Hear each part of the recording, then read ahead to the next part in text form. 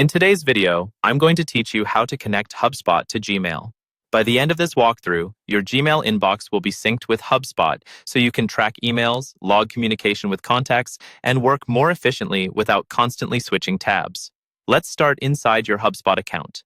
Once you're logged in, look towards the top navigation bar for the small settings icon that looks like a gear. Go ahead and click that. This will open your main settings area, which controls how your account behaves behind the scenes. On the left-hand side, you'll see a vertical menu. From here, you want to navigate to the General section and then select the Email tab.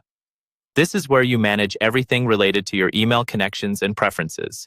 Inside the Email section, look for the option that says Connect Personal Email. This is the one you'll use to connect a regular Gmail account that you personally use, rather than a shared or team inbox. Click that option to open the connection setup.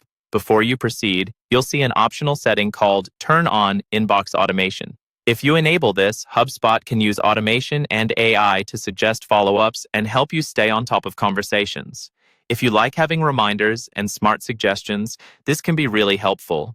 If you're unsure, you can always turn it on now and change it later in your settings. Next, click the button that says Connect Your Inbox. A field will appear asking for your email address. Enter the Gmail address that you want to sync with HubSpot.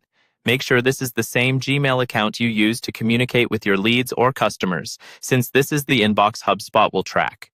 After entering your email, click Connect to Gmail. This will open a Google pop-up window. If it doesn't appear right away, check if your browser has blocked pop-ups and allow it temporarily. In the Google pop-up, choose the correct Gmail account if you have multiple accounts logged in. Then Google will show you the permissions that HubSpot is requesting. These permissions allow HubSpot to read and send emails on your behalf so it can log messages, track replies, and keep your CRM updated.